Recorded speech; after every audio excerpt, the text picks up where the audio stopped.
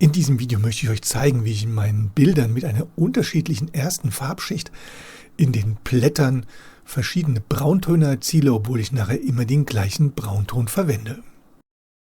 Ich habe mir als erstes 4 ungefähr gleich große Blätter auf ein DIN A4-Blatt gezeichnet, das Ganze mit Bleistift. Und dann gehe ich hin und male mir diese Zeichnung wieder mit meinem wasserfesten Tusche nach, damit ich hier von vornherein stärkere Konturen habe. Dann mische ich mir wieder einen mittleren Braunton an, das soll sozusagen mein Referenzton werden. Fange hier oben links mit dem ersten Blatt an und setze mir komplett in das ganze Blatt eine erste helle Schicht. Auf der linken Seite nehme ich dann wieder ein bisschen Farbe mit dem Tuch weg, denn mein Licht soll nachher wieder von links kommen, links die hellste Seite werden und deswegen soll die Farbe auf der linken Seite natürlich auch heller bleiben. Nachdem das Ganze angetrocknet ist, setze ich mir eine zweite Schicht, hauptsächlich auf die rechte Seite. Nachdem auch diese Schicht leicht angetrocknet ist, setze ich mir eine dritte Schicht und dann gehe ich sogar hin und setze mir eine vierte Schicht, weil es mir nach der dritten Schicht noch nicht dunkel genug war. Für mein zweites Blatt mische ich mir ein gelbliches Grün und pinsel mir wieder mein Blatt komplett durch.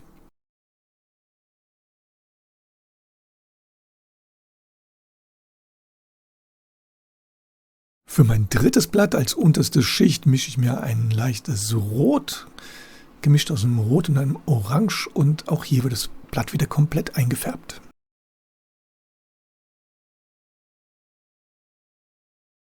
Und für die letzte Variante wiederhole ich das Ganze mit einem Hellblau.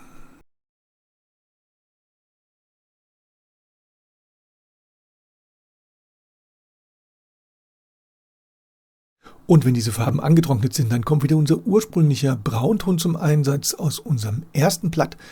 Und ich gebe eine erste dünne Schicht auf alle 3 eingefärbten Blätter.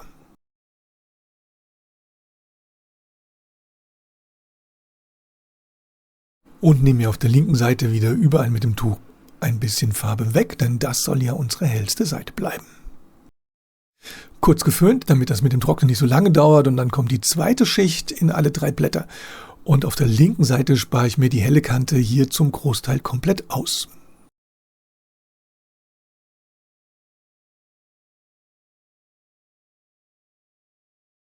Wieder kurz geföhnt und dann kommt die finale dritte Braunschicht auf meine 3 farbig angelegten Blätter.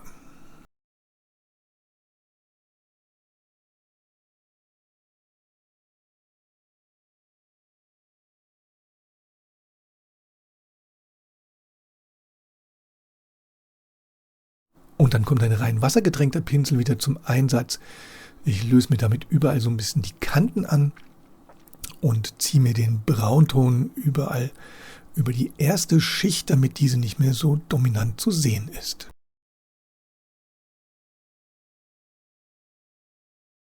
Und damit die Blätter nachher wieder mehr einen Charakter von einem ausgearbeiteten Bild bekommen, nehme ich jetzt wieder meine wasserfeste Tinte und arbeite mir überall meine Kontraste und meine Strukturen ein.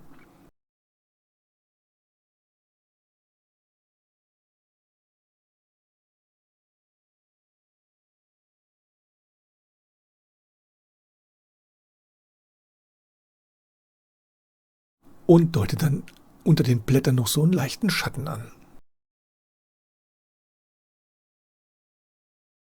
Und als Abschluss setze ich mir noch ein paar Glanzlichter und so würden diese Blätter dann nachher bei mir auch in einem fertigen Bild aussehen. Und hier habe ich dann die 4 Blätter nochmal nebeneinander gesetzt, da glaube ich, kann man das ein bisschen besser erkennen. Auf der linken Seite unsere Ursprungsvariante, die nur aus 4 Schichten dieses Brauntons besteht. Rechts daneben dann die Variante, wo wir die grüne erste untere Farbschicht gesetzt haben. Und man kann hier dann erkennen, dass auf der linken Seite von dem grünen Blatt nicht nur das Grün weiter rausschaut, sondern auf der rechten Seite dann sich der Braunton auch durch die unterste grüne Farbschicht verändert hat.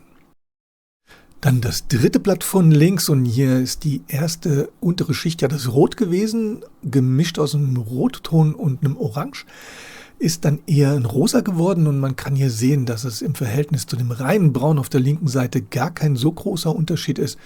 Hier würde ich also hingehen und würde mir den untersten Rotton beim nächsten Mal wesentlich dunkler oder kräftiger mischen, sodass man hier nachher einen größeren Unterschied zu dem reinen braunen Blatt hätte. Und auf der rechten Seite dann das Blatt mit der untersten blauen Farbschicht. Und hier kann man dann erkennen, dass dieses kalte Blau den Braunton doch im Verhältnis zu dem reinen braunen Blatt wesentlich kälter erscheinen lässt und man einen relativ großen Farbunterschied wieder zu dem reinen braunen Blatt hat. Und ich denke, so kann man relativ gut erkennen, dass man einen einzelnen Farbton mit verschiedenen ersten Farbschichten relativ stark beeinflussen kann. Und in einem Bild, in dem verschiedene Elemente, die Grundfarbe zwar immer braun ist, hier doch wesentlich mehr Abwechslung reinzubringen, als den einzelnen monotonen Farbton zu verwenden. Man kann das natürlich mit weiteren Farbtönen in der ersten Schicht hier weiter ausführen, zum Beispiel mit einem Gelb, einem Ockerton oder in den Violettbereich reingehen. Ich denke, der Fantasie sind hier keine Grenzen gesetzt. Und das war's dann mit meinem Video zu den verschiedenfarbigen Blättern. Wenn ihr Anregungen habt, dann schreibt es mir gerne in die Kommentare. Wenn ihr nichts verpassen wollt, dann abonniert gerne meinen Kanal. Ich danke euch wieder fürs Zuschauen. Demnächst gibt es dann wieder mehr und bis bald.